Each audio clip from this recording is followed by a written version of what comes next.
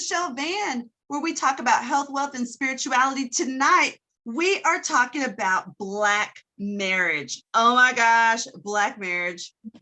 What a thing we need to really talk about. Mainly because when we think about Black marriage, we have some ideologies, we have some examples, but we also know that right now Black marriage is under attack. And so before we get into that, let's everybody, y'all know who I am. I'm Michelle Vann, but today I'm here with I won't say my better half because I am the best half. But what? What? I was just my eye was hurting. I bet it was. But Dr. Bill Vann is with me today, and we are going to share with some of our friends. And I'm going to let them introduce themselves and kind of tell you who they are and what they do in the world. And then we'll kind of get on to our questions. So who wants to start? I'll go ahead and start. I'm David Usher, senior manager at Boeing, been there over 30 years. This is my lovely wife, Brenda.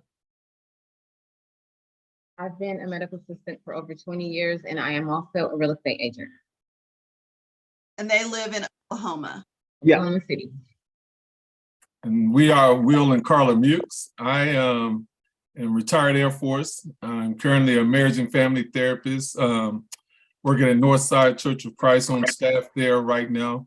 And this is my lovely wife, Carla, and I'll let her tell you a little bit about what she does. I am a best-selling author of Networkology. It's a networking book for empowering women, and that's mostly what I do is help women develop their voices in business. So we've been married over 33 years, so the manager of this group. No, that part. Okay, so let you want to tell what you do? Yeah, I'm Pastor Dr. Bill Vann. I'm a senior pastor at IASIS Christian Center, and I'm the CEO of the BAM Group. We have multifamily, commercial, and residential investment properties in Wichita. So, yeah. So as we think about this, David, how long have y'all been married? 20 what? 19. Oh, it's 19. Okay. Seems and like we've been 20. married 30. What? Almost 20. Seems like 20 though. Yeah. It seems like y'all been together for a while. And then we've been married for 32 years. And so I brought together this group. Brother Mukes is a therapist, and I am not a therapist. I'm a coach, but I use therapeutic practices. Carla does some coaching. David has been a coach in the sense that he was the Cowboys for a long time. So if y'all are looking and going, he looks familiar. Yes, he was the Cowboys for a long, long time here in Wichita. And my husband does some coaching and with church. And so part of what we wanted to do was really have this conversation around Black marriage. And I specifically chose you all for specific purposes. Again, the Mukes are therapists. David and Brenda, this is their second marriage. And I wanted to specifically bring that out because they have a blended family, and neither of us do.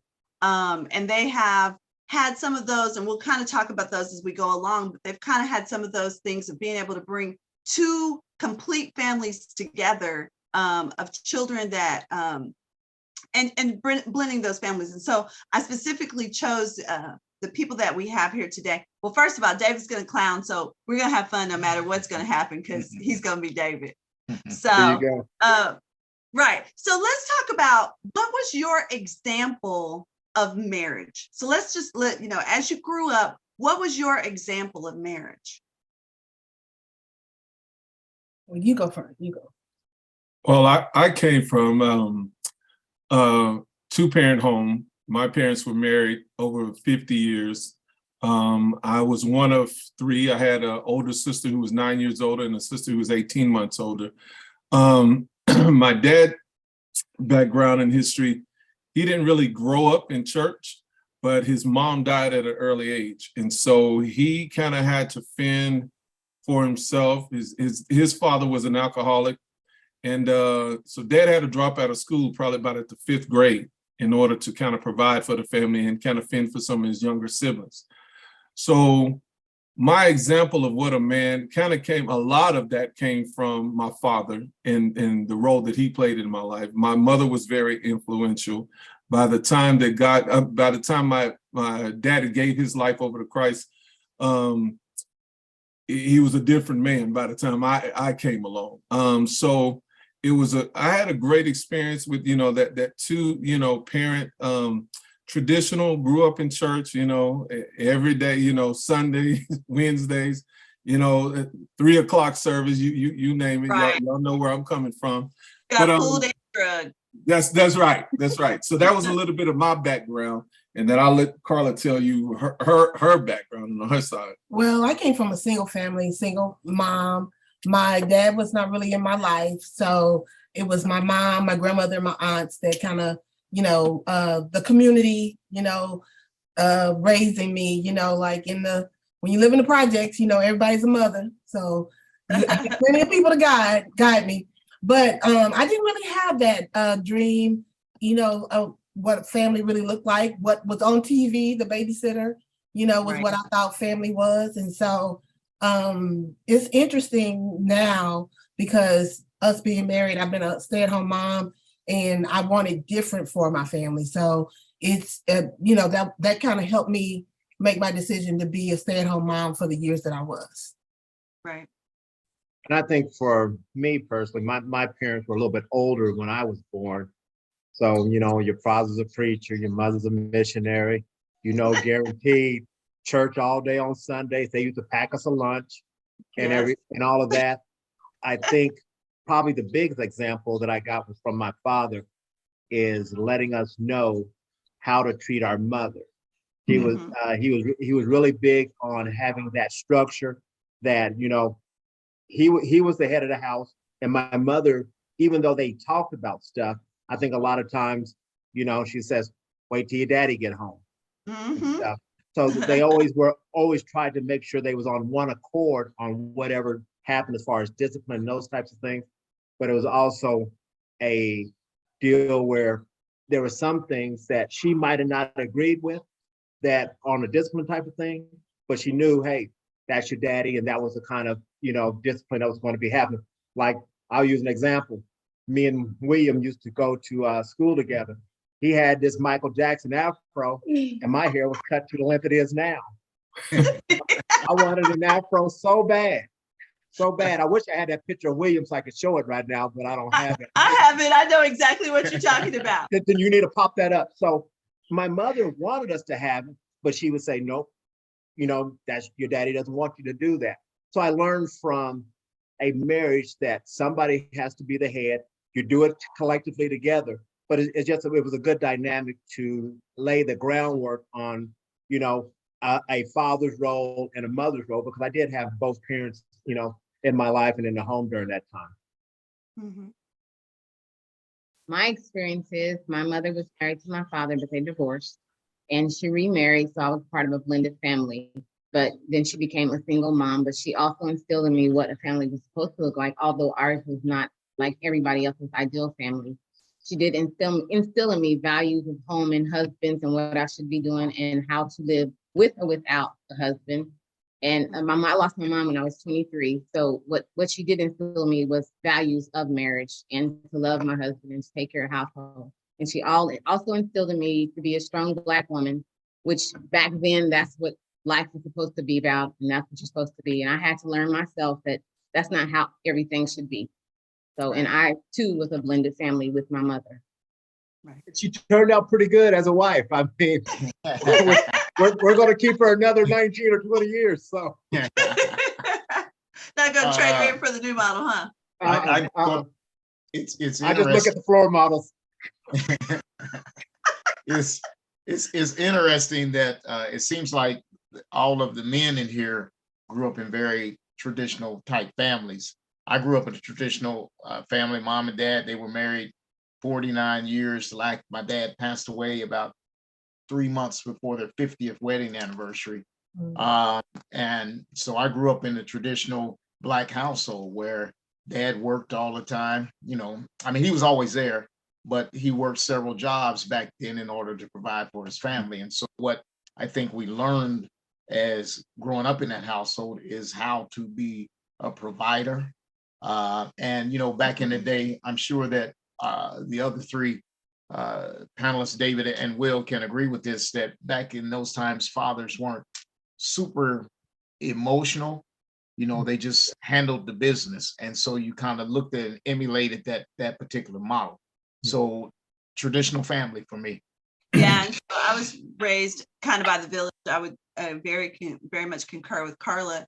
My mom was a single mom, but there were lots of aunties, uncles, grandmas, all those other people that were a part of my life that I saw examples of. My grandparents were married for almost 50. They were married 50 something years. And my aunt and uncle who raised me were married in 50 something years. And so I saw examples of strong Black families. But my mom was a single mom. So I was really, my aunts, my cousins, I was the only girl. So I was able to kind of be raised almost like an only child, even though I do have a sibling, but I was really raised more like the only child. So that's kind of, as we look at our families, as we look at the dynamics, as we look at how sometimes our families will shape who we are and what we do and how we think. As we go into our next segment, we're going to really talk about what were some of the influences, the people, the things that happened that shaped how we began to work and live in our marriage. Okay. And so that's what we're going to go into as we go into our second phase. This is Live with Michelle Vann, and we're talking about health, wealth, and spirituality. And today we are talking about Black marriage, and we will be right back. If you're ready to manifest your vision for every area of your life, I invite you to join me inside the Live Well community. For 1 entire year, you will receive the structure, support, and accountability you need to pursue the life of your dreams. It's time to stop letting fear hold you back and start acting as if everything is possible. Because it is. The truth is, you are powerful beyond measure. And it's time you allow yourself to begin to walk in that power. Within this community, you will get powerful tools to help you organize and structure your life. Monthly, you will get goal-setting workshops, you will get workbooks and other tools so that you can begin to create the life that you want. Is it clarity something worth striving for? As you get into this community, you will level up your self-image and increase your confidence. What are you waiting on? Sign up right now.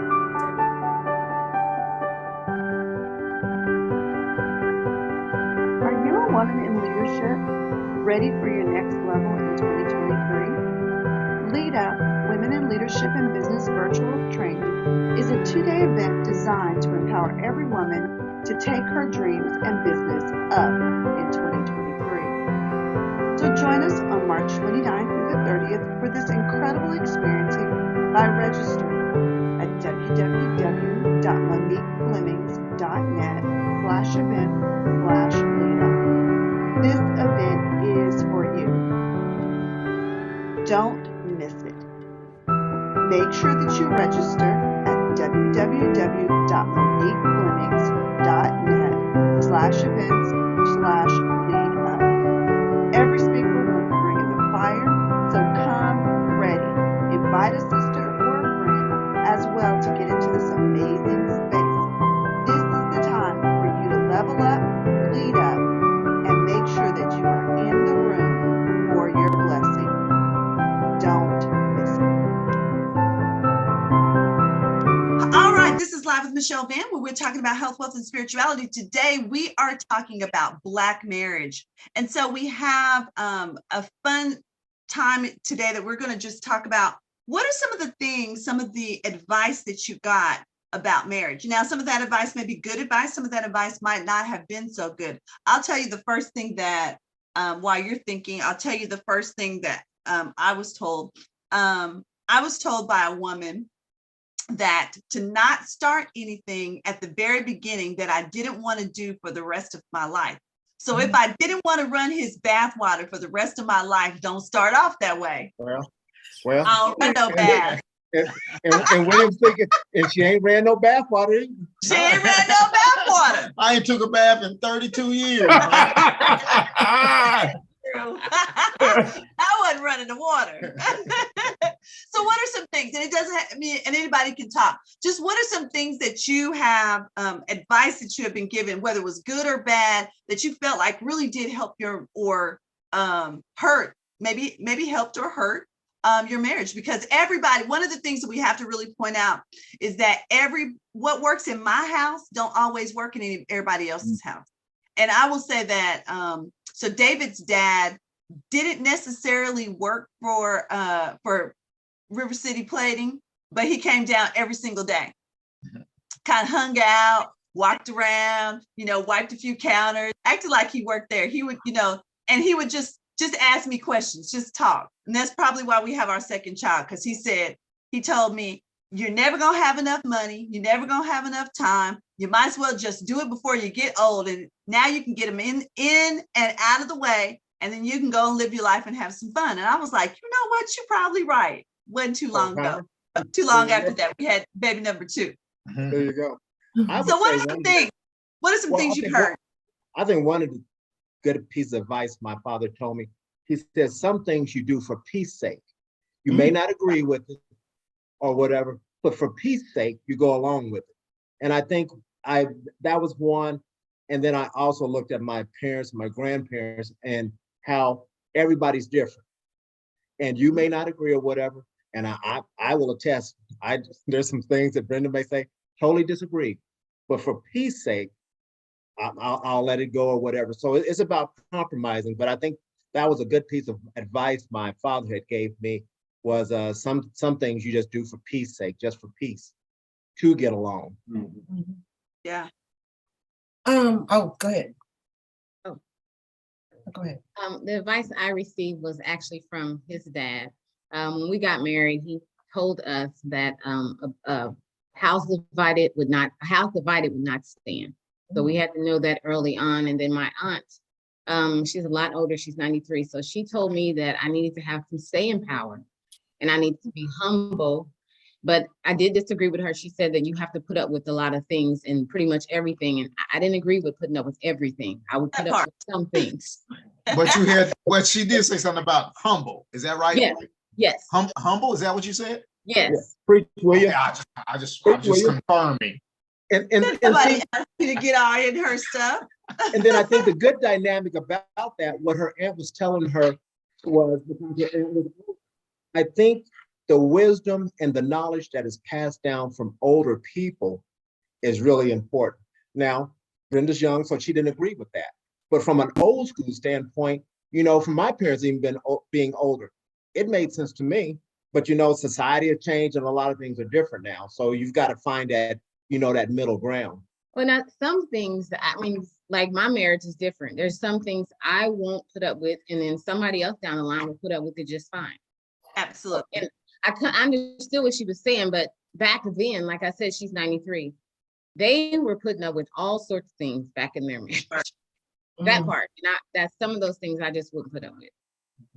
Carla's over here like, nah, I know exactly what you're talking about. Come exactly on. What you're talking about. Some of that wouldn't work, but okay. No, one of the things that I think that I didn't have any male real influences. I did have an uncle who, brought us to church and stuff like that. But the most valuable information that I got was from William's dad.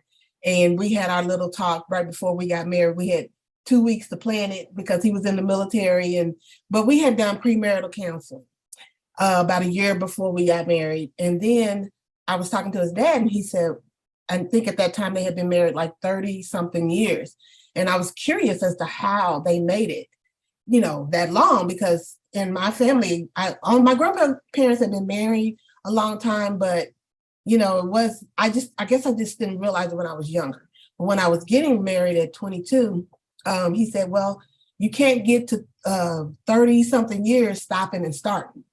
I said, okay. So, he was just, he always told us to stay in counseling and to, you can't get to where we are if you keep stopping and starting. I said, okay. Well, I'll figure out what that means, and I know now. You know, that we're coming up on 33 years. Ain't Can't stopped get yet, where huh? you are by stopping and starting. Right. I think for me, my dad wasn't much of an advice giver per se, I think, to his kids, but he was always available to answer anything that you wanted to know. And he was a very good listener. I think I learned most of the things by watching how my dad engaged and interacted with my mom. And I can now understand how he was able to give Carla that advice. You can't get to 30, years with starting and stopping, because early, see, my parents, my mom was 15 when she was married, and I think my dad was 21. And so in those early years, my mom was running back home a lot, Right. And I remember the two of them telling me, I said, well, how did y'all work it out? I asked them, and she said, well, look, I'm gonna tell you something about your daddy. Your daddy, came out, they were out kind of in the country, out in, Choctaw, Oklahoma, and she lived in the city. Her parents lived in the city. So she would go back anytime, things got upset. And my dad was a sharp looking guy. He had a lot of women after him in his early days. He called mama chocolate chip. I'm choosing you, chocolate chip. So he was a good looking dude. And so whenever she, would catch some other women, he looking at him or whatever, and they were really goading her to make her jealous. Well, she'd pop off and she'd run back home. My dad went to her parents' home and had a conversation with her father and her mother and said, look here, she belongs to me now. When I told you I was going to take her hand and take care of her, I meant it. Send the Don't butt you on back open home. this door? Don't you open this door? If she comes to this door again, don't you open it? Right. She belongs with me now, and I'm gonna do right by her. But we're gonna figure some things out together. Mm-hmm. And my dad was true to that. David, you was talking about, witnessing your dad, how your parents, how they, corresponded and talked. My dad would listen. My mom's name was Hazel. And my dad would listen. Mom would go in sometimes and she'd really be giving him the business, giving him an earful. And my dad would say, now, Hazel, you finished? Because you need to put a pin in it. We done with this one. And that's as far as he would go, and everybody knew Dad said, put a pin in it. He meant put a pin in it. Right. This is done. And so he was that kind of guy. He lived by example. So witnessing that and seeing that, he was patient, he was long suffering, but he meant what he said and he said what he meant. And he was a man's man. And so witnessing that was, I think that was some of the best advice I could witness, is to seeing how he went about doing that. So I've never seen your dad, but I can see that in my head. I can echo what you said. I don't know if I got any advice from my dad when it came to getting married, but my dad modeled the behavior. He told you not to go back to his house. And well, yeah. I guess he did say something about, when you get married, okay, that's your house. So right. you have to be the man of that house. There you go. But I think he modeled the behavior. And what I've discovered is when you're young, you don't really understand how much a father models behavior until you get of age. Yes. Then you look back and you say, wow, okay, I understand why he did what he did. And so to this day, man, I got my dad's been gone since 2008, but I mean, I've got mad love for him because he modeled the behavior that made us what I consider to be great men. Yeah. He modeled that behavior for us. Yeah. So, and that is so true, to kind of piggyback off what you're saying, because me and Will, we grew up together. So it's kind of neat seeing him older and me older, because we mimicked the examples of our parents, and really not just even our fathers, but our fathers and our mothers, on what they instilled in us by watching their relationships, how they live their life. And I see it in William And I'm hoping he sees some of that in me as well, but you see that in there. You see that. So, Yeah. and I think that's a testament to the parents, but also I give that credit to, you know, myself and William, from seeing your parents, seeing the example, taking the words of wisdom, and then doing something with it. A lot of times people will see an example and don't realize they're seeing a good example on how to be a husband or how to be in a relationship. So yeah, you know, in counseling, I tell people all the time, we as human beings, we're all products of our experiences. Yep. But more importantly, the meaning that we assign to those experiences. You know, it's not just what you went through, it's the meaning that you assign. Witnessing and seeing your parents engage in such a way, you assign certain meaning. Some of it of which you look at and you're like, look, I never want to do that. I don't want that to be part of our relationship. But you assign meaning and you adapt and you adjust. And the same thing with those good things that you witness, you know, hey, that's something that I'd like to see incorporated in our relationship. So therefore, I want to stop doing, you know, more of this and do more of this for the sake of modeling what we saw occur in front of us. Yeah, we're all products of our experiences in some way, shape, or form. And it doesn't mean that we have to be there and stay there, but we do need to make educated decisions about what we want to create and foster, not only in our marriages, but also we're modeling for that next generation. All right. If you're ready to manifest your vision for every area of your life, I invite you to join me inside the Live Well community. For 1 entire year, you will receive the structure, support, and accountability you need to pursue the life of your dreams. It's time to stop letting fear hold you back and start acting as if everything is possible. Because it is. The truth is, you are powerful beyond measure, and it's time you allow yourself to begin to walk in that power. Within this community, you will get powerful tools to help you organize and structure your life. Monthly, you will get goal-setting workshops, you will get workbooks and other tools so that you can begin to create the life that you want. Is it clarity something worth striving for? As you get into this community, you will level up your self-image and increase your confidence. What are you waiting on? Sign up right now. Right, and we will be right back. Are you a woman in leadership, ready for your next level in 2023? Lead Up Women in Leadership and Business Virtual Training is a 2-day event designed to empower every woman to take her dreams and business up in 2023. So join us on March 29th through the 30th for this incredible experiencing by registering at www.moniqueflemings.net/event/leadup. This event is for you.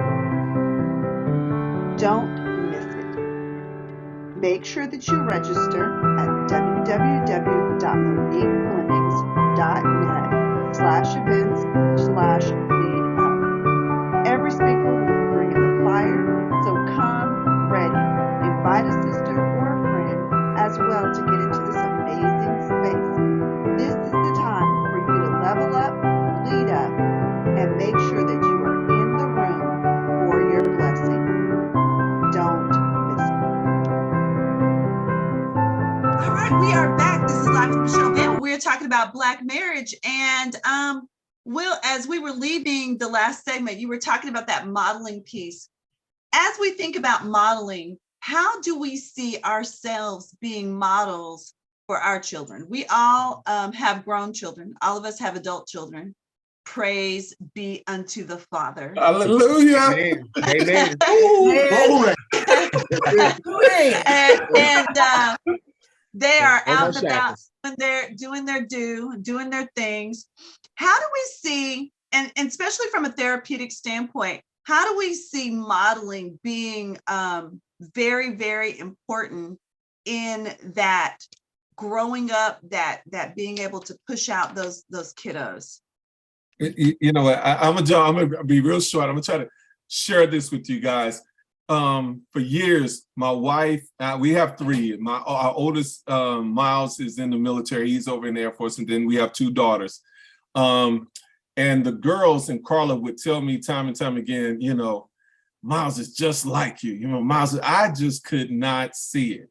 In no way, shape, or form did I see any resemblance of me. And I think part of it was, emotionally speaking, I was caught up in some of the things that he was doing that I thought he should have been doing better in, you know, and I didn't want to push or pull or drag him. But as a father, my heart went out to him like, son, you're making this so difficult, you know. And so in that, we're talking about modeling. In that time frame, my frustration, I didn't realize that I was really modeling for him, you know, in certain aspects, how I'm giving him the early stages of how he was going to be, you know, in his potential marriage, you know, how he dealt with things, frustrations, different things like that.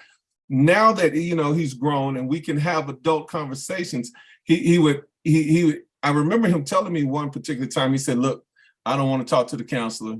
I don't want to talk to the retiree. I don't want to talk to, you know, I want to talk to the pastor. Yeah. I want to talk to the mentor. You know, he would tell me what kind of conversation, and it struck me. I said, Miles, why did you put that? He said, Dad, I knew if you talked to me like the counselor, like the pastor, like, you know, you would get emotional. I didn't need the emotional you. I wanted you to give me instructions based upon what you knew would work for me, based upon what you knew about me. Dealing with each other according to knowledge, you know, and that comes back even to the marital relationship. That was one thing you know, my mom would tell me, baby, this is your wife. You got to figure out, you got to deal with her according to knowledge. In order for you to have knowledge about her, you need to become a student of her.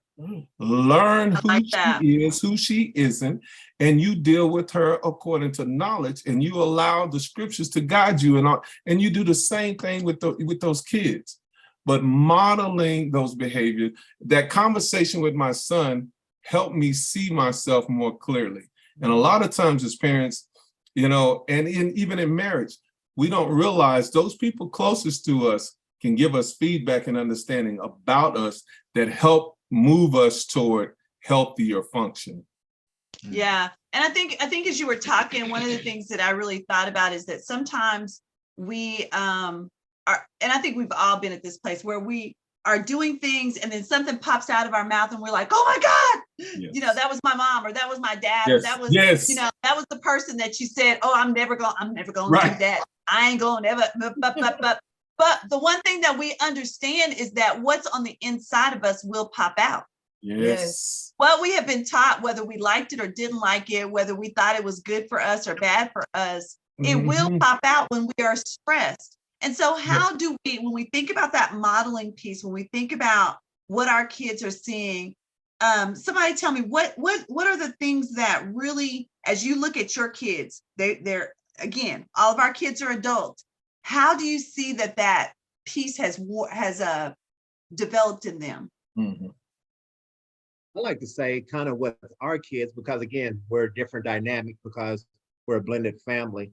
And when you are blended a family, there's an adjustment that the kids go through as far as adapting to both parents.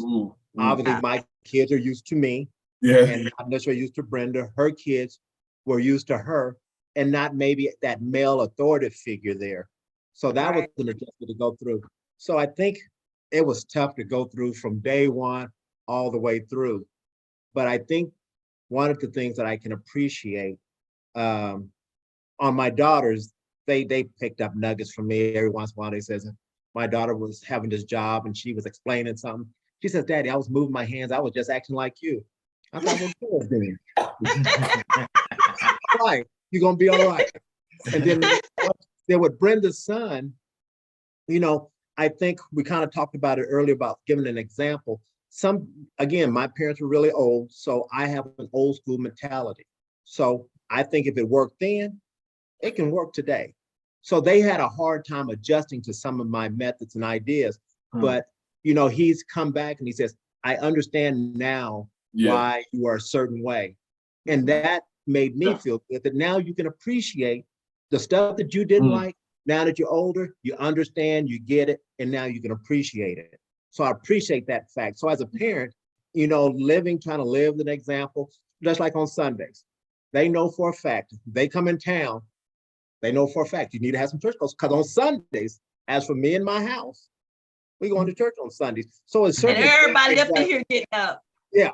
So exactly. So some of those things I hope rubbed off on them, which it has, that on Sundays they know, hey, that's just part of what we do. That's the lifestyle and the life we live. So I just appreciate the fact that some of the things that we instilled in them has caught on, and that they appreciate and understand, whether it's, you know, getting your ear pierced, letting your hair be a certain way, dress in a certain way. Again, I've got an old school mentality, so that was in me. So I put it on them. They can shape and mold themselves however they want to.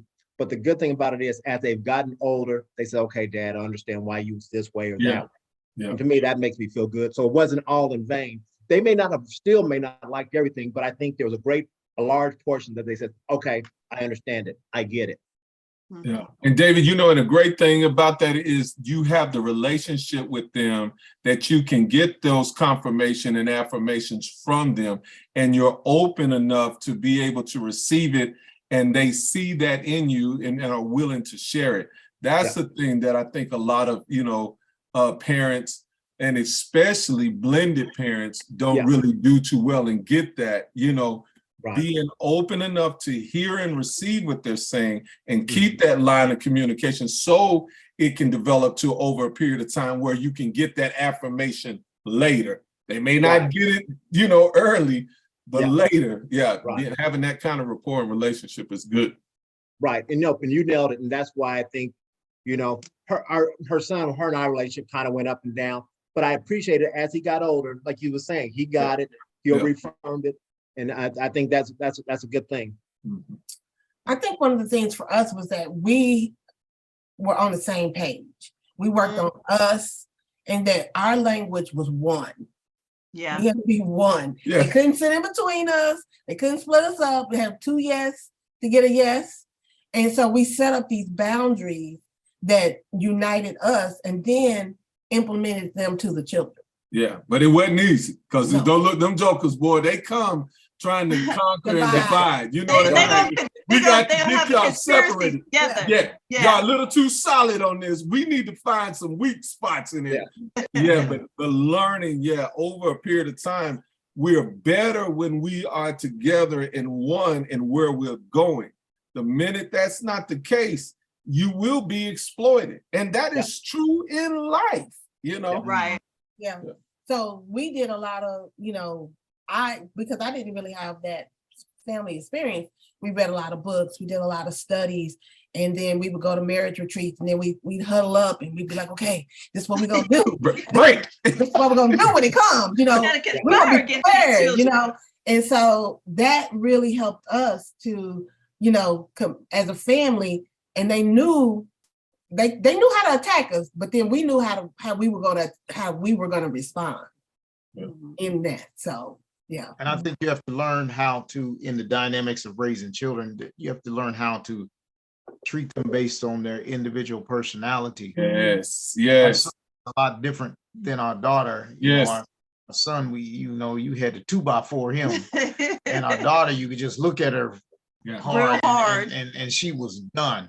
Yeah. So you have to learn how to parent differently, but love them both the same.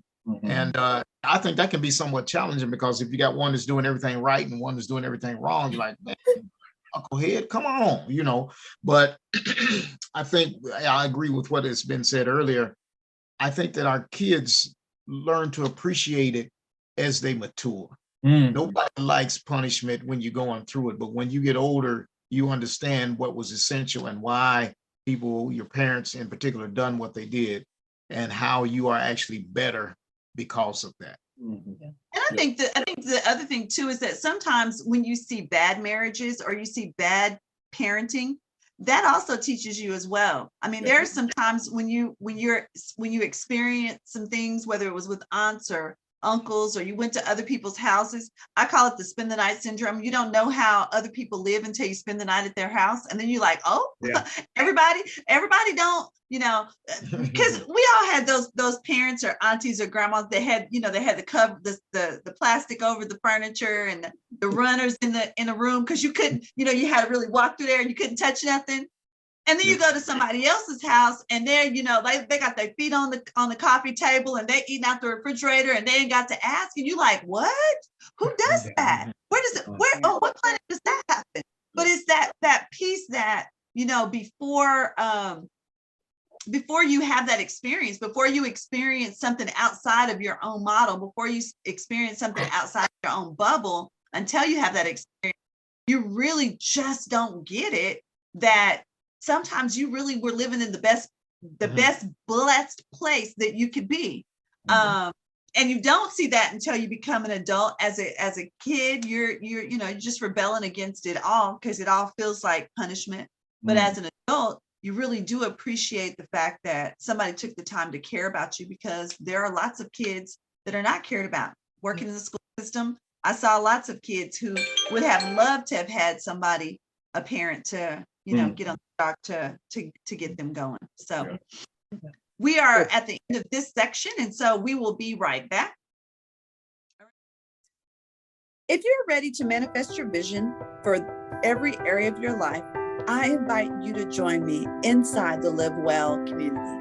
For 1 entire year, you will receive the structure, support, and accountability you need to pursue the life of your dreams. It's time to stop letting fear hold you back and start acting as if everything is possible. Because it is. The truth is, you are powerful beyond measure, and it's time you allow yourself to begin to walk in that power. Within this community, you will get powerful tools to help you organize and structure your life. Monthly, you will get goal-setting workshops, you will get workbooks and other tools so that you can begin to create the life that you want. Is it clarity something worth striving for? As you get into this community, you will level up your self-image and increase your confidence. What are you waiting on? Sign up right now. Are you a woman in leadership, ready for your next level in 2023? Lead Up Women in Leadership and Business Virtual Training is a 2-day event designed to empower every woman to take her dreams and business up in 2023.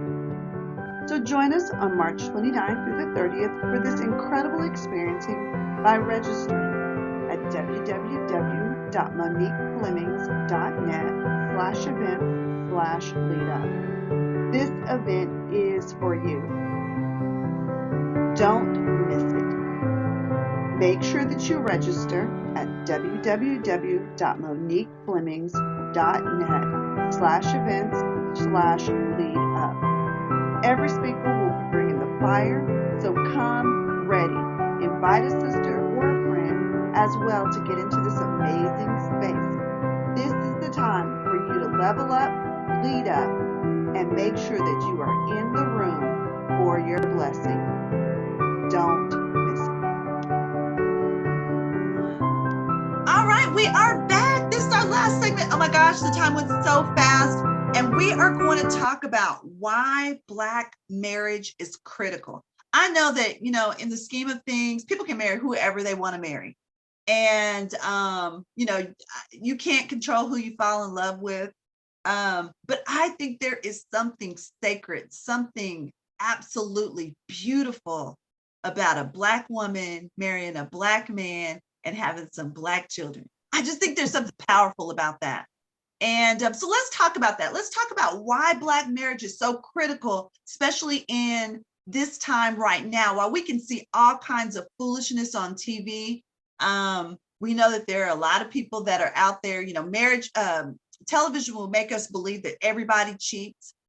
We had an experience with some African friends, and they were saying, like, their perspective of Americans was that, people jumped around from bed to bed and that people didn't stay in marriage. And I said, well, what have you seen since you've been here? And she's like, well, we've seen y'all have been married 30 years. They've been married 30 years. They've been married 50 years. I said, so then probably what we're seeing on television isn't a good example of what really is happening with Black marriage. So let's talk about, why is Black marriage so critical, or why do you think it is so critical in this season? I'm gonna chime in on this because this is something that I'm incredibly passionate about. So I'm gonna take all 10 minutes so y'all can just mute your phone on it. No, I'm just playing. I'm just playing. But He gonna take a text. I'm gonna take a text on this. Free. But I think part of it is that there's been this lie that's been perpetuated, that Black men, in particular Black marriages, are not strong marriages. And it is a lie. And so it's been fed, in my opinion, these are my opinions, it's been fed through the news media, and it makes our children believe that they cannot have a successful Black marriage. The narrative that Black women are angry and Black men are violent. And I'm committed to breaking that lie. I mean, it is simply not true. Yes, everybody has problems, but the reality is, I think that Black marriage is critical. And I agree with my wife 100%. I get excited when I see a young Black couple, Black man, Black woman, raising Black children. I get excited about that because, in my opinion, that means that our generation is the strength of Blackdom. I know that ain't a word, but I like to make it anyway. The strength of Blackdom lives on because we see Black marriages continuing.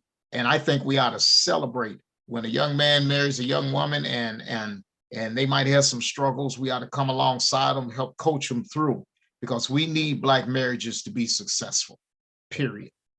No, and Yeah. I think that, and I like what you were saying there, William. We was with some friends last night, and I was talking similar to that about breaking those stereotypes. There's bad stereotypes about Black marriages and everything. And, by me being married previously, I felt a certain obligation just to our kids to set an example that, hey, we're in it to win it.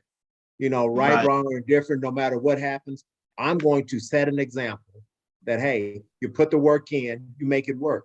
And we have to, I think, as a older generation, we have to continue to set that example. So you just like our kids. We're not all older. Well, yeah, Michelle. I mean, you see this gray right here? I was wondering what that gray stuff was. but yeah, but I think we have to be an example. And like you said, we have to mentor and guide some of the younger generation when they get into relationship.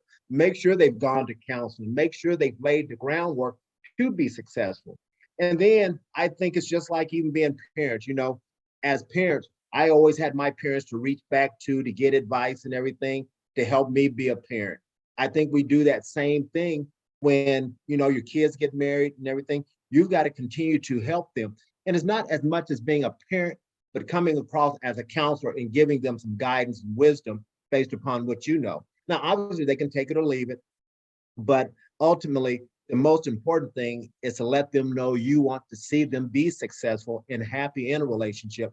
And there's going to have to be some take and give, and it always ain't going to be sunny. So, and then the example that we are a blended family, and if so happen they get married and they do divorce, as I did, that it can happen. You can have a longevity in your marriage, and you can love that person, and you can have good things happen and find a good spouse. There it is. there he is. Oh my goodness, Brenda, This is why we don't let it out. we gonna pray for you, sis. We see what you did. We gonna pray. I'm blinking twice. That means help. Some people win the lottery. Some people win the lottery and get money. Not everybody gets money when they hit the lottery. I want to throw my 2 cents. Look, I believe marriage is the backbone of our society. I mean, marriage teaches us sacrifice, how to die to I for the sake of us. Can you imagine, how pitiful society will be if marriages go away. Right. We'll become a very self-absorbed society. And there's nothing worse than see somebody who is all about me, self, you know. It is vital for us because that's how we perpetuate healthy relationship. That's it. You're not gonna come across any other type of relationship that will teach you how to die to self other than a marriage relationship. True. Right. So that's my 2 cents. You know, and it is good to see us invest in each other in such a way that we communicate and we model what it means to die to self for the sake of considering somebody else and dealing with them according to knowledge. And in order to have knowledge about them, you must take time out of being selfish in order to understand who that other person is and how they thrive, not just survive, but thrive through Right. life. So One of the things I was thinking about in this question is that, you know, because we are a Black family, and my kids are Black kids, I want them to have as many examples other than what they see in society. So I'm fighting for everybody who's married and trying, because we don't have that many. We don't Right. have that many healthy ones, I'll put it that way. Right. Healthy examples, you know, and we don't, that message is not out there enough. So, you know, they see the struggle, and they see more of the struggle than they do the love and all the other things that marriage bring, and, you know, that see your growth. And that's what, you know, I've always wanted to show my kids, that this is possible. Yeah. But there are some sacrifices that you don't get to do everything. I don't get to do everything I want to do, and then that would affect everybody.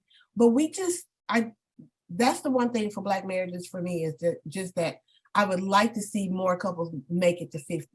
I mean, you know, we used to go to a church where they had over 100 couples in one congregation that had been married over 50 years.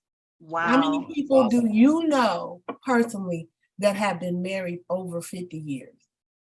I just, because we don't get that example. We don't get to see that it's possible. And we need to see that. And so that's what I'm fighting for. Yes, you know, how many couples do you know that have been married 50 plus years? Right. That's a rarity anymore. Right. So as we think about this, as we think about, you know, whoever's watching once this is aired, and if they're saying, you know, hey, I really do think that marriage is something that is important, but I don't know. I think my husband has had, you know, kids say, have you been married this long? That doesn't even make sense in my head. Like, how y'all been married to this? You've been married to the same person. When he was working at North, they would ask him all the time. I can't even imagine that.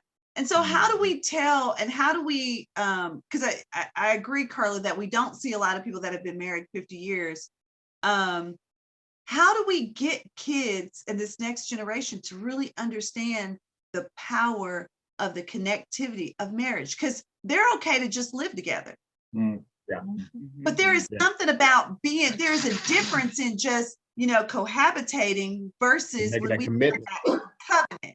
So we only had about a little bit less than 2 minutes left, but how do we really get the next generation to understand the importance of that? Well, I think what you just said, that you said a key word there, and that's covenant. Covenant, something must die. You know, you look back in the Old Testament, you know, something. So basically what they were saying, as we go into this covenant with each other, may what happened to this animal happen to me if I break this covenant. That's something that we need to teach and understand, that this is not, it's bigger than just a piece of paper.